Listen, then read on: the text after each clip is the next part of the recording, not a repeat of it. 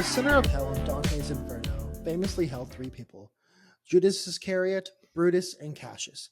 This week, it was announced that a fourth person would be joining: Ben Johnson, after joining the Bears a day after coaching a playoff disaster class. Welcome to the Moon's Devcast. This is the "why don't I just make my hero my guy" to all my political enemies are in hell, Brian. Brian, how are you doing?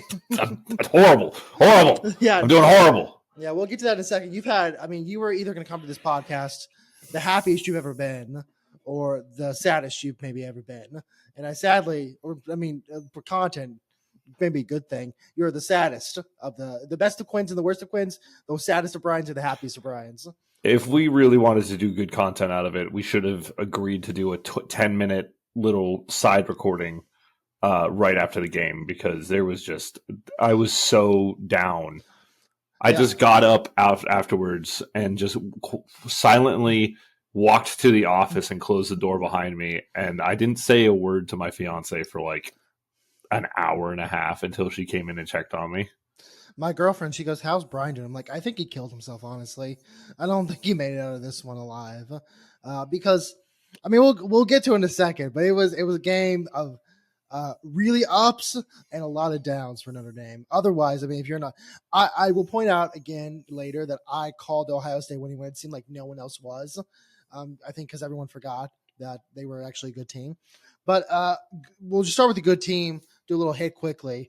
The Dodgers are a fraudulent organization, and they should be investigated by the federal government. Roki Sasaki has signed with the Dodgers. He actually didn't sign for a lot of money just because he can't. But it is the worst of timelines right now. I don't know. Quinn Ewers is gone, so I have to do something with the worst. But the worst of timelines has occurred. The Dodgers. What's the point of playing baseball right now? Everyone, their mothers talked about this, but I do want to point out real quickly. Dodgers 2025 payroll, $370 million. The next closest team, the Mets, their payroll for 2025 is $297 million, which means that the difference between the Dodgers and Mets is $6 million more than the entire Marlins payroll for 2025. Jesus. So, what's even the point of playing baseball? Because the current starting rotation for the Dodgers is Ohtani, Snell, Yamamoto, Tyler Glasnow, and Roki Sasaki. Again, no one's beating unless like the power of friendship is the most powerful it's ever been. No one's going to beat this team. No, I'm not excited to watch baseball this year. This made me not excited to watch baseball. Oh, casual fan, fuck it. I'm gonna watch every single Astros game. I'm going to try my best to watch every postseason game. But there's no fire there. There's just kind of just going into the season just like, okay, let's get through it, I guess. It feels like the outcome has been predetermined. Just like we spoke about at the beginning of the NFL season, where it's like the Chiefs are going to win, like lol, Chiefs win. This feels like the Dodgers have been predestined. Like, I'm taking a Calvinistic take on the MLB season that the Dodgers are predestined to win it all. Just because they have, again, if you spend $370 million on something, you probably should. Not to say you should get it, but like in sports, you probably should win at that point, at least in American sports. So that's crazy. But yeah, that's, I know I want someone to stop this, but Rob Manfred is a spineless coward, so he's not. I also don't think a salary cap is the answer. Mm-hmm. It's not gonna because teams are still not gonna pay. Mm-hmm. I think a salary floor would be more interesting, but then again, teams like the Marlins that just don't give a shit are going to sign like, okay, we're going to sign one star player or one of our who we think our star player is from our system to a high contract, and everyone else is going to get jack shit, and that's the end of it. So I don't know a solution here, man. The only thing I can think of, and this is like not a good solution at all, is there is a ceiling and a floor, and you have to be somewhere in between that. If you go over, I don't know, but like a tax doesn't work. Because you have guys like Steve Cohen, like we talked about last week or 2 weeks ago, who are going to be like, okay, I can make that in 30 minutes.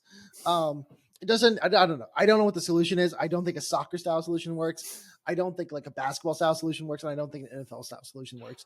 We're in a weird place. Maybe one thing you can do is limit the amount of deferred money. Maybe that's what you do. Maybe you put a cap, like you can only have a certain amount of deferred money in a certain amount of time, and that's what you do.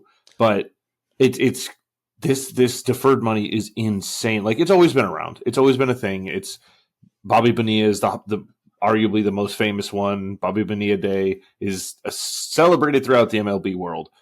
This is just take that shit to the next level. Well, it's like when you have an exploit in a game. It's like speed running. Like you have a little bit of exploit in the game that maybe helps you out, and then like one guy cuts 5 minutes off his time, and he figures out the best way to use the exploit. The Dodgers just like realized like, oh, we can just make pretend all our money's fake. Like it's like Enron. Like I know I mention it every week and call them Enron, but the money's fake. It doesn't matter. They're just making it up as they go. They're making money now that they will pay in the future. Like they probably made enough to pay Ohtani back at this point from winning the World Series, from the jersey sales, from like whatever they want. So I don't know. Baseball's not fun right now.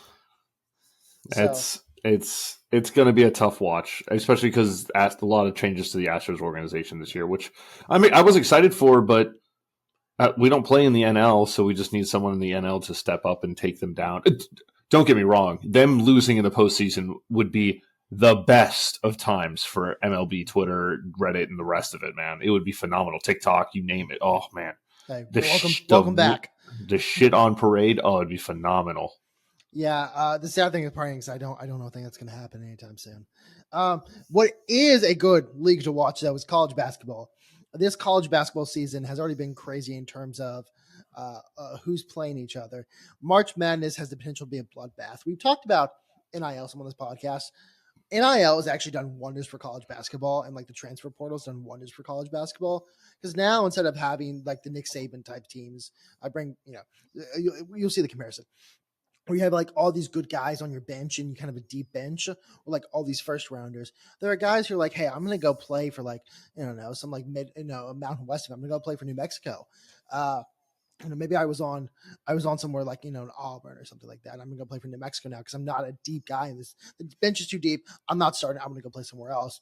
You have guys all over the country doing that. So Brian, in this past week, I'm going to name you all the AP poll numbers that have lost. I want you to realize this is going to go on for a minute. So This week, who has lost? 2, 4, 5, 6, 7, 8, 9, 11, 13, 14, 15, 16 twice. 18, 20, 23 twice, and 25. And all those teams have lost. Now, there is something to be said about how they all play each other anyway. So like if you're, I've seen like the SEC, it's like, yeah, of course, like Auburn beat Kentucky. Like, of course, that's like a loss and, a good team loss, but whatever. But it's going to be about bloodbath. Everything's evened out, the mid-majors, even like the lower teams, the quote unquote lower teams in big conferences. Like Houston was almost run off by UCF this past week. And UCF historically has not been like great these past couple of years. They've been good this year. And just because, I don't know, Jim Larinaga hates it, but I kind of like it. So Houston also, I want to mention something they have. I've talked about quad one here, like the quads, and how I hate the quads. They're 0-3 in quad one games. The problem is they also could have had another quad one win, but they beat the team that was in quad one, which was West Virginia, so badly they dropped to a quad two. So it looks so they now are 0-3 still. They could have been 1-3, but they're 0-3 because they beat the team so badly, which is why I hate the quads. It's like we talked about with A&M. You can't win too good then. You can't. Yeah, you actually can. Like in a world there's some it doesn't matter. Like the only thing that really matters about quads is maybe the selection committee, but I don't think UH needs to worry about the selection committee that much. Like maybe if you're on the bubble, yes. So educate me on quads real quick. So West Virginia dropped to a quad 2, right? And that does not count as a quad 1 win. Yes. So this quad, let's say they have a great rest of season and they jump up to being a quad 1 team. Does that retroactively turn this quad 2 win into a quad 1 win? Yeah. Oh, so it's similar to college football where if you beat someone, you're kind of rooting for them to have a great rest of season. Yeah, so like in a way, I need Okay. West Virginia to run the table because then there'll be a quad one win, which again it kind of doesn't make sense because like West Virginia right now was like okay, they were good, they weren't like they were top 75 net, but if they're going on the end of the season they're ranked like 10. Well, yeah, we beat them, but like we didn't beat them when they were 10. So it's a weird system, but it's a very fun system if you want to learn how to. There's been no coach who's tried to game the system yet. With that said, there's going to be a coach sooner or later who learns how to game the system, who's on like the bubble and decides to game it. Now, you have to be like in a weird position where you're trying to beat certain teams or like beat them by because they're like on the edge of going into a different quad. But it's a weird system. It's a fun system nonetheless. And I can't wait for like, I don't know, some crazy person to figure that out. Speaking of crazy people, Mick Cronin is upset because he's seen the Statue of Liberty twice in 3 weeks. Mick Cronin, would you like to guess where he coaches? It's East Coast or West Coast? West Coast.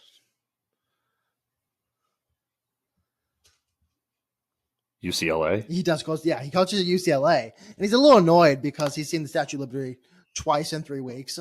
And that kind of takes an impact on players. With that said, it would be really cool if there's a conference nearby where they could just play guys who are, have to travel that far. What a cool concept. If only someone had thought of that. Rest in peace, the Pac-12. Long live the Pac-12. Yeah. The old Pac-12 is dead. Long live the Pac-12. The new whatever Pac-12 with all the teams that I've already forgotten who are in it. It's not the same. Damn it. Going over soccer real quickly. I hate Man City, and I think if you're a Man City fan, you're a bad person. I stick by that to my dying days. Like if you grew up in Manchester and were a Man City fan, like you've been a Man City fan for 30 years. Okay, fine, all allowed. Like you've stuck by your club. If you're like an American who started watching in the past 5 years as a Man City fan, I don't believe you should be allowed to vote. Like, and I mean that in my soul. You're just a bad person. I don't think you have the integrity to make everyday decisions. With that said, Erling Haaland, who I have questions about him as a soccer player still. People love him. I think he's great. At the same time, he disappears a lot. Maybe because he doesn't have a midfield right now. He signed a 9.5-year contract with Manchester City, which is basically unheard of. So he is currently 24 years old. He will be at that club theoretically until the year 2034. So he will be 33 years old, 32, 33 years old by that time. Holy shit. That's a very long time. And that's really, it's kind of crazy. Like the thing with baseball, like Juan Soto's contract, kind of crazy to take that guess on him because in 2 years he could suck. He could turn into like old man Pujols, who had his best season at the end. Maybe the stem cell treatment worked. I'm not making an accusation. I'm making a funny joke. I don't know that. But it's weird for like a soccer player, especially when there can be a high fall off rate, especially for like an attacker like him.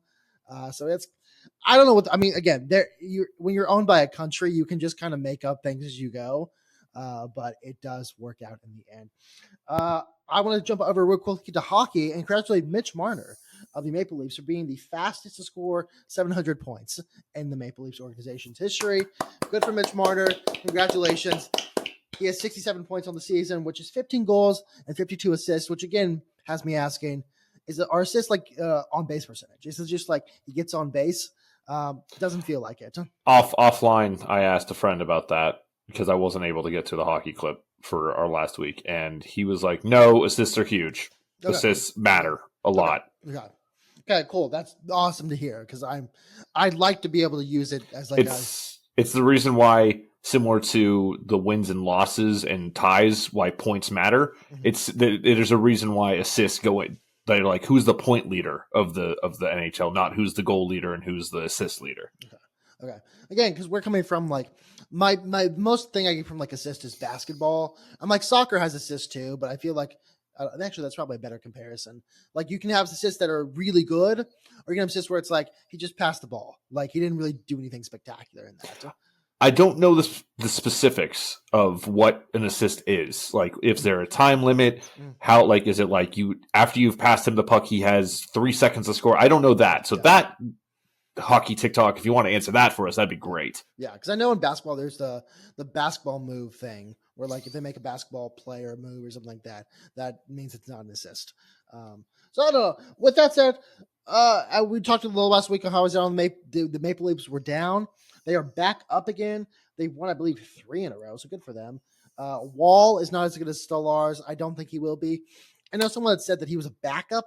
Like Stolarz was the backup, and I should get used to the fact that he's going to be a backup. Stolarz is still like way better than Wall was. I mean, I say like way better. He was 200ths of a percentage better. I don't know how much better that is, but it's better nonetheless. The Maple Leafs are 30, 16, and 2 with 62 points, and they are first in NHL Atlantic. I should at some point figure out how seeding and / playoffs work and mean if that matters, but they're doing well enough right now. Brian, how are the Avalanche? We're 28, 19, and 1. We are in 4th place in the Central Division, I believe. We're 2 points behind the Dallas Stars. We've just been going back and forth with them the entire time. We just can't catch them. They've always stayed out of reach. Nathan MacKinnon has 74 points, leading the NHL. 18 of them are goals. All Hail Cale broke 50 points. He's now at 52 points. And fun fact I found out about him, even as a defenseman, he only has 3 less goals than MacKinnon. So MacKinnon is an assist machine. But and then Mikko Rantanen has 63 points with 25 of those being goals. He's our goal leader as well. Nice. But yeah, we're struggling. We're trying. We're still fighting for a playoff spot. We're trying to claw our way in. Got to. I need the Dallas Stars to start losing. Is what I've learned. Yeah, I mean, I just need Dallas to lose in general, so it really doesn't matter if the Stars are looking at anyone else. I have bad news, Brian. It's time. It's time to begin to talk about the playoffs in another place, and that's college football. I'll start with this for myself before we move on to you. Back in like weeks ago, I predicted Ohio State would win the national championship. I had 5 factors. Turns out all completely true. I'm a god. I'm so smart. I'm Nostradamus for college football, which again, the joke is it's actually just good teams are good teams and good teams win. I do feel like Merrick's dad in Yu-Gi-Oh, where he was trying to raise his son to be a certain thing, and then his son killed him. And then, Cats in the Cradle and Millennium Rod. My favorite Superman quote is Neil before Zod. But that's from the bridge. The cat's in the cradle and the Millennium Rod. My favorite Superman quote is Neil before Zod. When you're coming home, said I don't know when. And that's okay. Oh, I don't remember that. I need to go back and watch the series. It's where I think Zorpin Pals is introduced there as well. Okay. Because they're in the market and Zorpin Pals is on, and the Kill Your Family channel comes on. Kill you, yeah. So, but I do feel somewhat like that, where I predicted this to happen. And I was like, oh, I want it to happen. And then by like the third quarter, I was like, I don't know if I want this to happen as much. I really kind of want more from this. And then the fourth quarter, the kick that wasn't sealed the fate. This is so fucking stupid. Why did you kick a field goal there? I just don't understand. Because you go to it on. Here's the thing: you go for it on 4th down, and you don't get it. They get the ball right there. You could have gotten 7. 8. We needed 8. We could have gotten 6 and then tried to get 2 more, a 2-point conversion. You settled for a field goal to cut a 2-score game to a 2-score game. And then you missed. And then they marched down the field and you're no. And the defense got you the ball too. That was the part that pissed me off. The defense forced a fumble, and you marched down all the field. And the whole time I was like, defense gave you a fucking gift. Do something with it. And you settled for kicking a field goal to make a 2-score game a 2-score game. And I don't. That is, in my opinion, the biggest. That and the fake punt call that early were the 2 blunders of Marcus Freeman in the national championship. I love Marcus Freeman. I want him to be the coach forever. Third season, you're already in a national championship and looking up, by the way, because we're returning 16, assuming NIL and transfer portal and stuff. We're returning 16 of 22 starters. That's huge. And one of the starters is not going to be Riley Leonard, who had a great game, in my opinion. Yeah. He really did. But no, fuck that kick. That was the stupidest thing I've ever seen. I was irate watching that shit. Yeah, I mean, whenever the fumble occurred, I was like, oh, they're going to do this. Like, they're going to come back. This is going to be awesome. And then the field goal curve. Like, oh, it's just not like it was a weird momentum shift because up until that point, it felt like Notre Dame had everything going for them. Like they were going to come back, they're going to tie it, we're going to go to overtime. It's going to be a different game. Because you need to win in overtime. Like it's not about you don't have to win for 4 quarters. You just need to win in overtime. And then the kick. I had spoken like last week about how the kick against Penn State looked like it was going right, and then just course corrected, and it felt like there's a little bit of divine intervention. I did make the joke to someone. I was like, "Does what's the quarterback's name for Ohio State?" Howard. Will Howard talking about God that much seemed like a little bit of a slight, given that that's like Notre Dame's whole thing. But it felt like that kick was just the doink. It was just over after that. I mean, it was effectively also over because they needed to score that drive. It was also a really weird game because I think you had sent something in the group chat at I don't know, maybe the third quarter. It's like I just didn't want to get blown out. Like, I just didn't want to get embarrassed. Yeah. That was my I've been a Notre Dame fan for my entire life. I've seen this. I've been a Notre Dame Houston fan, so I am used to this like embarrassing. Holy shit, we finally made it. Let's get fucking embarrassed. I was just like, please, for God's sake, just don't embarrass me. And they did it. They did it. First half, they did. Second half, they looked like a different team. If we play both halves, by the way, like we did in the second half, we win that game. And it's close, but we win that game. Also, my other plea to Marcus Freeman is please do not go into the transfer portal. Develop a fucking quarterback. You have Angeli and Carr. Carr is a 5-star recruit. He's a freshman, but he was he'll be a sophomore next year, but he's a 5-star quarterback for a reason. Angeli, make sure it's one of those two. I don't care. Don't go into the transfer portal. We're getting worse and worse at it. It does not work. Now, Riley Leonard played his ass off. Dude, that first drive, I actually had hope. And I was like, holy shit, we killed 10 minutes off the clock. We scored a touchdown. And then you stalled out for the rest of the second half. You did nothing in the rest of the second half.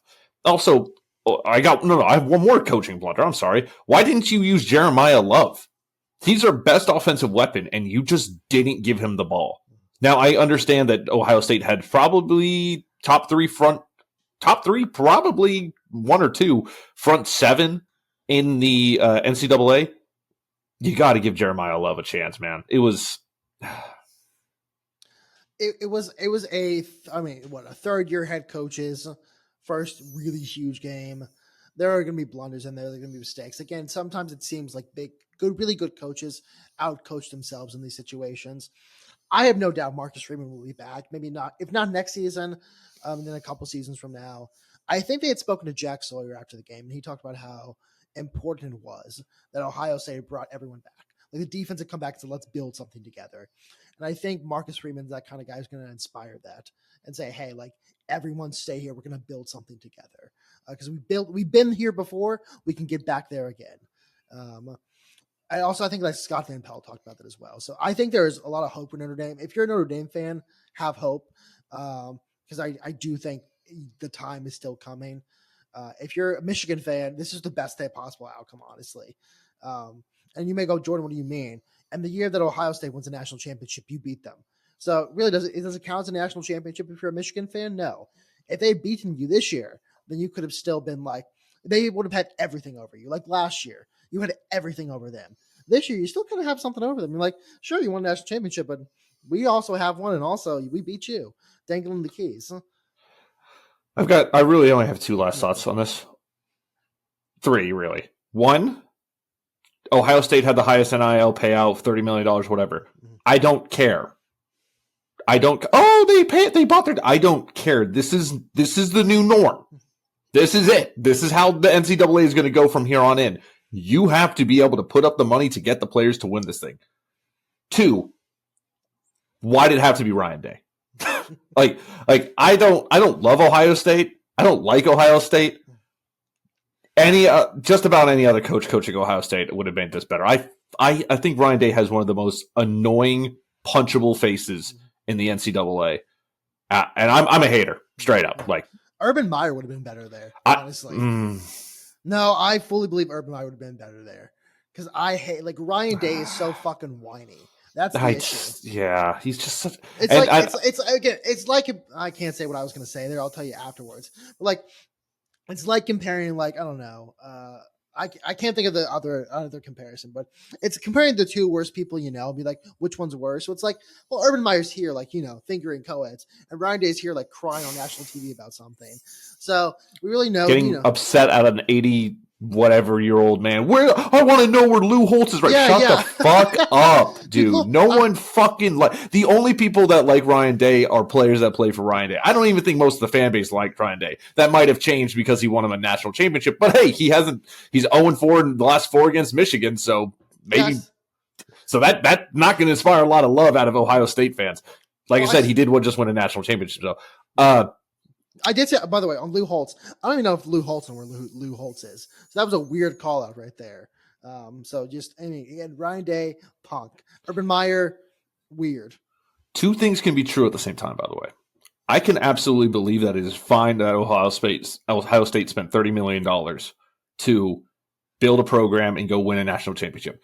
I'm fine with that. That's the direction of the NCAA. I can also believe that Ryan Day is not that great of a coach because he was born on third base with the Ohio State program.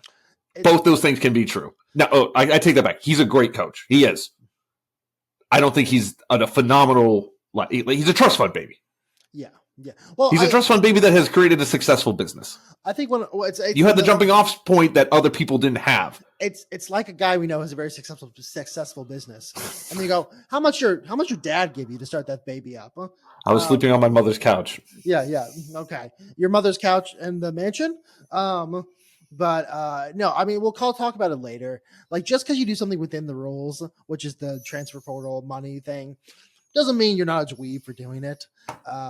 And so, like, I agree. I'm like, Ohio State did a good job recruiting. They did a good job playing within the new landscape. At the same time, it's like Purdue winning with Zach Edey. It's like, are you sure you want to win that way? Like, are you happy with yourself? Like, Ohio State's going to be like, of course we are. Like, of course we're happy. It's like, okay, but like, really, if you think about it, did you pay for roles reversed? I would be all about it. Oh yeah, 100%. Oh my god, I would love it. I would love if Notre Dame was spending $30 million to win a national championship. I would love it. I've got one more thought at the very end, by the way. Whatever you've got left. I was just going to say, if UH spent $30 million to even get bowl eligible, I'd be like, okay, who cares? We're bowl eligible. We'll go play like the Aramco, or no, that's whatever. We'll go play. That's a marathon. We'll go play like the toilet paper roll bowl in fucking Montana. Which I don't think is a real thing, but yeah, no, like it's just I don't know. It's one of those things where like I wanted just an Ohio State fan to be like, yeah, like it is kind of weird. Like I don't love it, but like national champion still, so who cares? But yeah, that's really my only thoughts on the game. It was a weird game, very like up and down game for Notre Dame, very much an up game for Ohio State. I'm still sad that I predicted it right, but I did predict it right, so I will be holding it over everyone's heads for the next year. Brian, what is your last thought on this game? Marcus Freeman is going to win a national championship at Notre Dame. That's it. He's going to do it. He's going to do it. I don't disagree. I think like I said, if you're a Notre Dame fan, have hope. It may take a second. I don't know if it'll be next year, but it'll be there again. Also, I think Marcus Freeman probably gets you guys should give him a new contract. I don't know what his contract is right now, but I feel like he needs a new one. I'm pretty sure. I'm just gonna cut this. On to other things, other football. Man, speaking of ending seasons, rest in peace to the Texans.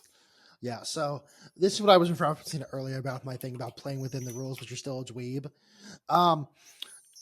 I understand that if you're going out of bounds, you shouldn't be pushed. It's within the rules, and like drawing a penalty there probably shows that you're trying to play within the framework of the game, and at the same time be a good player and get your team the win. At the same time, it is like the guy in like flag football who's the quarterback who moves the ball up like 5 yards every time, or like a couple feet every time. Like, sure, like no one's going to call you on it, but like also it's a dweeb move and no one likes you. And we've gotten to that point with Patrick Mahomes where it's like, hey, like we understand that you can do these things, and also you're playing within the confines of the rules. At the same time, every time you do it, it's so annoying and we hate you for it. And that's like, again, the Texans, I don't think there's actually a really horrible takeaway. At the same time, like at the end of the game, it was 12-13 going to the end of the third quarter. And I believe the Texans could pull it off. And then that stupid, horrible, whatever, the 15-yard penalty happened where the two guys hit each other and not Mahomes. And then from there I was like, it's over. Like it's like the missed field goal where you're just like, okay, the thing has happened that has swayed me to the other side. The black magic has occurred. So I am really my real takeaway from the game was more Chiefs than it was Texans. I mean, the Texans played a fine game. It wasn't the Texans from Texas versus Chargers, which I had hoped for. At the same time, I don't think the Texans played so incredibly horribly like we had seen with like the Ravens game. Scoring one touchdown is not going to get it done. Now, I understand that the Chiefs have a very good defense, and C.J. Stroud balled out. C.J. Stroud is not the problem. He gave everything. He put his body on the line. He did miss a couple open, not open throws, but he missed a couple open people that he instead tucked and ran for. But with that defense flying around like that, I don't blame him. Defense, I do think, did as much as they could, except for Alshire not understanding that Travis Kelce is a problem and that you should probably cover Travis Kelce, which I don't know what scheme we were running. I don't know if it was really on Alshire. DC should have fucking made sure that Kelce was covered. I don't understand that. I really don't. He did that a couple times and throughout the game. And then the one that really mattered, which was it was a cool throw where Mahomes was getting tackled and threw it. It had to be like, yeah. At the same time, Alshire is like, I don't know. He wasn't on the other side of the field. He was actually relatively close. At the same time, he wasn't covering Kelce at all. Like the zone defense they were running, he just forgot Travis Kelce existed, which like, I don't know, maybe if you're like a 45-year-old guy who hates Taylor Swift, that's what you do. But if you're in the middle of the game, you have to get angry. Like you have to watch him. Like I don't think he's the best tight end of all time. I think there's a debate about that. At the same time, he's like top 3, and like you got to watch him. And also, he's like the best buddy of Matt Holmes, so he's gonna throw to him. So I don't know what he was doing, but I don't know if it was his fault per se, like you were saying. You know what would be nice if we did have a Travis Kelce on our team and not a Dalton Schultz who gave up 3 sacks, I believe, in the third and fourth quarter alone. No, I think it was the fourth quarter alone he gave up 3 sacks. This man got fucking destroyed on pass rush. Once, understandable. Twice, I get it. You cannot let him go one-on-one a third time after he gives up 2 sacks in a quarter. So it's not all on Dalton Schultz. He was clearly getting his ass beat. Now, did it look like he was showing that great of effort? Fuck no. But he gives up 2 sacks. You should be like, you're not pass blocking for the rest of the fucking game. I don't think Dalton Schultz was worth a 3-year, $36 million contract we gave him. He didn't have that great of a year pass catching. He is kind of a liability in the blocking game. I was not impressed by him at all. And that goes back to the coaching mistakes. And I think D'Amico Ryan didn't coach a great game. That 4th and 10 at midfield made no fucking sense to me. That's not 4th and 10. All right, listen, I know you got to gamble, but your defense is playing relatively well. You can punt that and pin them within like the 5 to 10. I mean, it could roll in, be a touchback, sure, but you just basically were like, okay, defense, instead of them having to march down 75 yards, they got to go 45. It was a masterclass right there of not trusting your punter and your defense, which I'm not on the sidelines, obviously. I don't know if that affects the way that the defense looks at themselves. Quickly on the Dalton Schultz talk. One of my biggest complaints with Travis Kelce is that I don't think I've ever seen that man block in my life. And I feel like if you're a tight end, you should block. With that said, Travis Kelce never given up 3 sacks in one game, unlike Dalton Schultz. Maybe Dalton Schultz just shouldn't block. He's no Travis Kelce, but maybe he should just never block again. Because that was, I mean, again, I understand you're not a lineman. Sure. At the same time, like half your job is theoretically supposed to be blocking or like playing as a blocker for like a second. And if you can't do that, then we'll just put in like another receiver or something. I don't know. Like you wasted the guy in the field. Maybe we put like a 6th lineman on, which we can't, but like maybe we can. So yeah, no, that was a disaster class. It did like I said, it didn't feel like the Texans played the worst game ever. I wasn't like CJ had a couple misses. Maybe my threshold is different now after watching like the last 7 games of the regular season. I'm like, oh, this is like they're trying at least. But Fairbairn also missed like what was it, how many field goals did he miss? 2 field goals Yeah. and an extra point. Yeah. Which I mean, that's not his fault. That's a black magic. One was a block. Yeah. Well, that's not his fault. That's a black magic under the stadium. You like this week. I can't remember if the Bills field goal guy or not field goal whose kicker is. He needs to go pull Marcus Freeman and go to church beforehand to stop whatever voodoo magic's happening below that stadium. Do you have any more thoughts on the Texans? Texans, no. I got a couple on the Chiefs, though. The last two are really easy. I'm very tired of Mahomes. I'm tired of his antics. I'm tired of his fucking bitching and complaining anytime something happens. Like he threw an incomplete pass and he was like, I was like, fuck off, dude. And then also the 3-peat's coming. There's nothing you can do to stop it. Bills, you can try and slow them down. The NFC is not stopping. Whichever team comes out of the AFC is winning the Super Bowl. I am happy that Troy Aikman is finally taking this like places like I'm just gonna say the thing I want to say at this point. I don't know what has happened, but he's decided this season, like the end of the season, he's gonna be like how comedians think of themselves. He's gonna say what the regular guy really wants to say. But like, yeah, no, like I can't do it with him anymore. Also, the refs, like I saw a comment from a Chiefs fan. I was like, I'm a Chiefs fan, but even I think we're paying the refs at this point. There was a missed hip drop tackle. The whole Mahomes, like, if you come close to him, when like Lamar got like hip drop tackled out of bounds. It was a late hit too. Not a single thing touched. And at this point, it's like we gotta like end the offseason. It needs to be addressed because Mahomes, I'm not gonna say he's a merchant of this because again, he's still great. That's the annoying part. He's still really good at being a quarterback. It's just these instances. It's these instances where you think, hey, maybe calm it down a little bit. But there needs to be talk in the offseason, like how do we fix this problem? Because it's really only like one quarterback doing it as well. But I don't know. I'm with you. I can't do it anymore. I agree. It's like watching LeBron flop. It's like, dude, you're so fucking good. You don't have to try and draw this like over exaggerating act to get a call, dude. You're so good. Don't turn people against you like this. Now, and he's fully done it. No one in the NFL or no one in the country is rooting for the Chiefs outside of Chiefs fans. Yeah, I mean, I understand they're going to do it again. Like I think I said at the beginning of the season, you just have to sit there and accept it. It's never going to get better. But it's annoying. Like it's again like Purdue and Zach Edey. If you win this way, are you happy with yourself? Like, can you really be happy with yourself if this is the way you win? And again, I understand like there's something to be said about flopping and trying to draw those fouls or penalties. It does help your team. It's just the whole fight, like the guy in flag football moving the ball up a little bit each time, where it's like no one's gonna call you on it, but like, come on, man, no one likes you. So I'm just I don't know. I'm just done with like I want to like at the end of Tom Brady's run. I was like, hey, I'm with you. Like, I like this guy now. And it was just this ascension to greatness.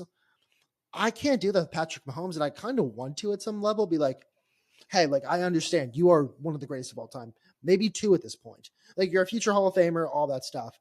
But I can't do it because he does this shit every time. That's the only way to describe it. It's just this shit. So, yeah, that's my last note on the Chiefs.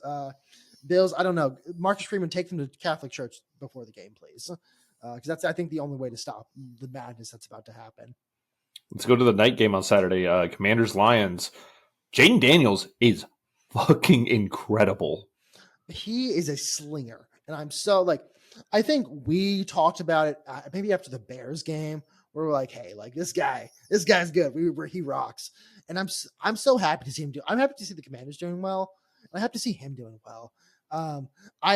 My heart though is hurt. Like I came out of the game. I was like, I'm so sad for Dan Campbell because I love Dan Campbell. He cried and it broke my heart. I don't think I haven't seen that yet for a reason. You know how the woman crashed a cart for Ryan Day out of Ryan Day and Will Howard. That's what my heart happened in my heart when I saw the Lions lose. I knew Dan Campbell was broken on the inside. Yeah, no, Jaden Daniels rocks. I think he's probably the what he might be rookie of the year. Honestly, Oh, he should be. he should be. He should be. I think. I mean, who's the tight end? What's his name? Brock Bowers. Brock Bowers. I think Brock Bowers has a good claim, but I think Jaden Daniels should win it. He's balled out this year. The Commanders play with a lot of heart, man. And I would not hate seeing them win at all. I really wouldn't. I think it'd be a really fun story. The only problem with that is that I personally think he is dethroned. CJ Stroud had arguably the best rookie season for a quarterback ever, and I think that crown lasted one season, and Jaden Daniels just went mine. I mean, I also think some credit, and I hate to do this to myself because it hurts. Some credit is owed to Cliff Kingsbury for finally having a quarterback who can work within his system and do the things he wants him to do. I hate Jaden Daniels can sling the ball in a way Kyler Murray never really could. And that hurts me to say because I want to hate Cliff Kingsbury, even though I never have. Maybe because I don't know. It's the trend to hate Cliff Kingsbury. Also Dan Quinn coming from the Cowboys, taking a lot of the Cowboys with him, and creating a really good defense. There's something we said about that. Like the Commanders have made all the right moves. They have washed away the stain of the 40 years of just horribleness that have happened in that franchise. They made great moves. So I am happy to see them doing well. It just hurts my heart that it had to come at the expense of the Lions.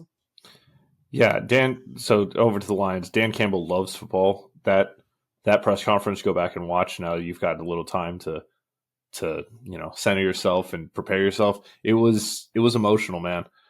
Poor Lions fans, poor bastards. I think this was the year, but they are so beat up. Like they're missed. I think there was 16 different people on IR. They're so beat up that it was just like this was supposed to be the year. I don't know, and they're losing a lot of people, and they're going to lose both their both coordinators. Ben Johnson's already gone. He's on division rival Bears. Like, I hope the Lions can bounce back from this, but this was the year. I mean, there's also something to be said about Jared Goff getting a team with so many injuries. Jared Goff clearly gets hurt or something happens. I don't know if it's mental. I don't know what it was. And he comes back and just doesn't play the same. And there's just something poetic about that the team so rife with injuries was also their last dying act was from an injury. It's sad to see. It was their year. I mean, it's like the Joe Burrow thing where sometimes you start to think maybe it's just never meant to happen. Maybe the Chiefs are just going to win forever. Everyone's, and there's another team that's going to win forever. And the Lions will never erase the stain of you could say they've erased the stain of 0-16, but the real way to say that would never happen is to win that Super Bowl.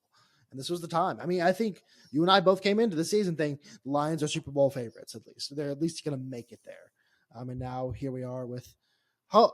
There's a beautiful matchup that will happen. We'll get to that after one of the reasons I couldn't watch the press conference, which is Ravens, Bills, because I knew my heart was going to be broken in some way that night. Unlike Mark Andrews, who I don't think can ever go back to Baltimore safely. Dude, that sucks. A fumble and you dropped the 2-point conversion to tie it, to send it to overtime. Well, it wouldn't have sent it to overtime. There was plenty of time left for Josh Allen to march down the field and kick a field goal. But man, that's brutal. Lamar is not absolved either, by the way. He had 2 turnovers himself. Now he played well when it was besides those 2 turnovers, but it was a fun game. They needed Super Lamar, and Super Lamar didn't show up. It's not to again take this back to Quinn Ewers, who I feel like I talk about all the time. But they, the best of Quins versus the worst of Quins. They need the absolute best of Lamar Jackson to get out of that, and he just didn't. Not to say he didn't show up, but that Lamar didn't show up. He made dumb mistakes. He wasn't throwing the ball as well as he should have been, as well as he has this season. This was maybe the MVP game, except there was more on the line. It's just one of those things. I don't know if you saw the tweet where they had Mark Andrews out, the cold doesn't affect him. They had him before the game outside running shirtless, which again, after the Tennessee loss, No one should ever run shirtless in the cold ever again as like a way to prove you're hard. Because that just shows me that you're going to lose. But Mark Andrews in the cold, shirtless, like he's ready to go. Cold doesn't bother him, and then he does all that. I do feel badly for him. I think Lamar spoke on that as well. Over to the other side of the ball for me, Josh Allen is him, and holy shit, does he look good. That being said, is Amari Cooper dead? They traded for him, and then he's did nothing. I think he had a target today. I don't think he's really had anything to do with the offense for the past couple of games either. And then my last big note, which I'll just get all mine out of the way, is please beat the bad man. Please, Josh, beat the bad man. You can cut this joke I'm about to make. But Amari Cooper is there with the ghost of Damar Hamlin's body double. They're stored away somewhere in the facility. That stays in. That stays in. Perfect. But yeah, no, I mean, listen, the Bills, they look electric right now. They look good right now. Do I think they're going to beat the bad man? The answer, honestly, is no. Like, they are the better team in every respect. Are they going to beat them? I don't think so. It is the kryptonite of every single team who gets the AFC Championship game. You lose to the Chiefs. And then they go and, they win the Super Bowl. And you're like, well, at least they won the Super Bowl. But it's just again, Marcus Freeman needs to take those men to church because there is black magic occurring. There's child sacrifice that we haven't seen since, maybe never. Maybe since the Carthaginians. We haven't seen this kind of level of human sacrifice. So I want it to stop, Ryan. Like, I want the pain to stop. It's one of these other three teams has to win the Super Bowl, and I've got hopes on one of them, and that's the Bills.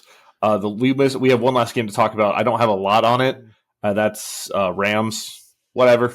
Stafford? We got to start talking about is Stafford. What's the future of Stafford? Not that he's not playing well. He's playing fine, but he's getting older. You guys have to have a plan in place. And then the one good note I have for the Rams is that they have one of the youngest, if not the youngest defense, and that's a good defense in the league. But Cooper Kupp's getting older, and Stafford is definitely getting older. I mean, Stafford's 36 years old. He's outlived most quarterbacks. Maybe it's time. I don't think he retires yet. I do think maybe the Rams need to have an exit plan. Grab someone, or maybe draft someone maybe a little bit later that you can trust. I don't say go first. Don't do a Jordan Love maybe, which, I mean, to be fair, kind of worked out in their favor. It works out. It works out for the Packers when they did. They did that to Aaron Rodgers too, and they did that. I don't think they didn't do it to Favre, but they did it to Aaron Rodgers, and they did it to Jordan Love, and it's kind of worked out. But you might not be the Packers. Yeah, I mean, Stafford may have to smoke crack cocaine in the jungles of Peru for it to work. But yeah, I mean, listen, the LA Rams weren't supposed to be here. There's just no one expected. I mean, halfway through the season, they were looking horrible. They were here, and that's kind of a win. It's like the Commanders, except the Commanders actually might go to the Super Bowl. The dream Super Bowl right now, I think, for everyone in America is Bills Commanders. Do I believe that's going to happen? No, because I don't have hope. I think Roger Goodell will push his big red button every time Mahomes is looked at the wrong way, and there'll be a penalty flag. It's like the Buffalo Wild Wings commercials, except, it actually is happening. Not to go Aisha Curry on this, but wow, but yeah. That was like 4 references in one. Well done. I know. I mean, I'm on my. Listen, it's snowing outside. I'm full of whimsy right now. I went for a walk this morning. I was just joyous, and I walked to the gym today. I'd nice lunch. Well, the thing is, everyone's like, I usually walk. And people say hello, but they're like, running, they're doing something. Everyone to be like, hi, how are you? Good to see you. Good morning. It's like everyone's just joyous today. So apparently it's Houston and like New Orleans.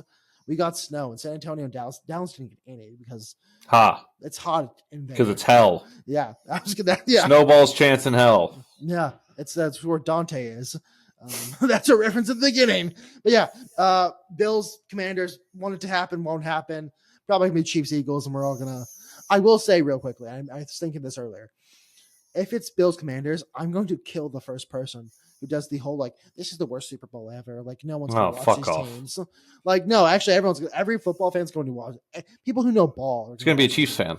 It's gonna be like a major media figures. Like, it's the range. Listen, not to give the Rangers any flowers whatsoever, ever, but like the Rangers Diamondbacks, where it was like, this is the worst World Series of all time. No one's going to watch this. I'm like, I don't know. It kind of seems fun. The Bills Commanders, it's like, my boy will finally do it. Like, I genuinely might cry if Josh Allen wins the Super Bowl. If Jane Daniels was, I will give him like a high five. Like yes, Jane Daniels, he killed it. Like, honestly, happy for Cliff Kingsbury, happy for Dan Quinn, he made the right decision. But it's Josh Allen, and then there's everyone else. So, I just have some quick notes on the Eagles. They won. Everyone outside of Barkley on the offensive side looked okay, but Barkley's phenomenal. He's incredible. He made the right decision to go join the Eagles. They have a hell of an offensive line. Hurts is all right. AJ Brown, meh. He's been fucking lost. And then Devontae Smith also all right. Got it also all right. So the offense kind of needs to step up. And Commanders have the defense to step up on. So their defense is incredible. And they might be our last line of defense for the Chiefs. I mean, is there a world where if it's Chiefs Commander or Chiefs Eagles, the Eagles win? Yes.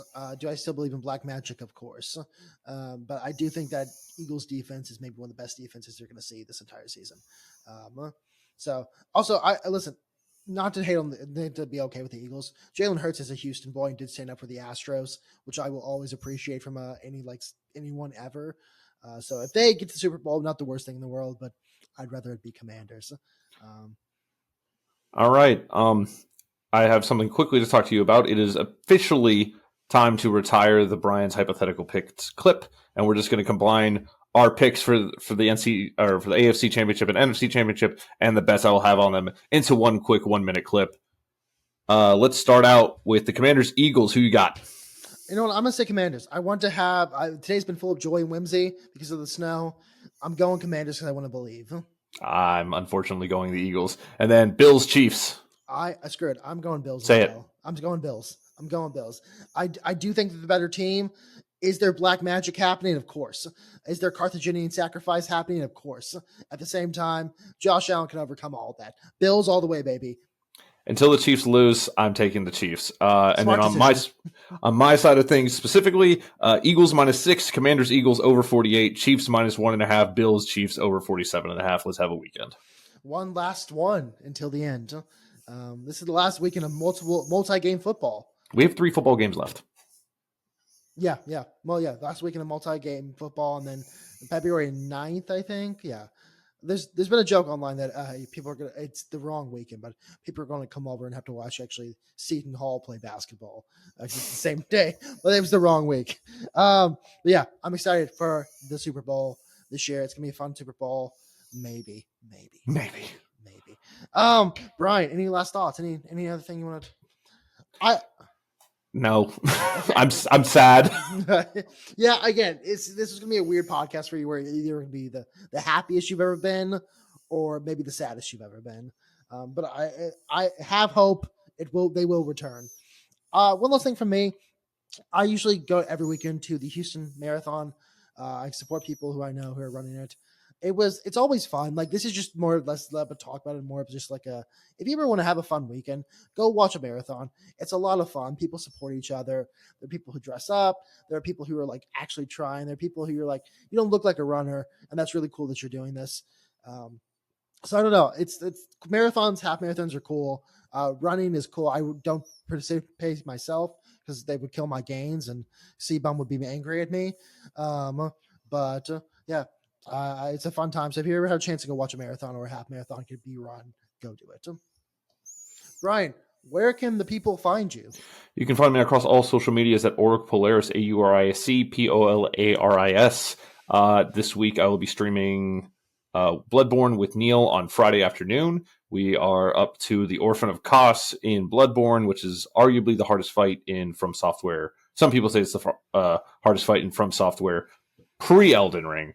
But we'll see if we can get it done. We did okay the first time we tried it, and then we got our ass beat the second phase. So we'll see. Jorden, where can the people find you? Find me at Jordan's Thoughts on Twitter, and then find Moonstamp at Facebook, Instagram, Twitter, YouTube, and until April 25th, maybe TikTok. No longer, still while supplies last, but we have 90 days. So thank you guys so much for listening. We appreciate you listening. Go have a fun football weekend. Have a wonderful weekend. It's cold outside. Appreciate you guys. Stay beautiful.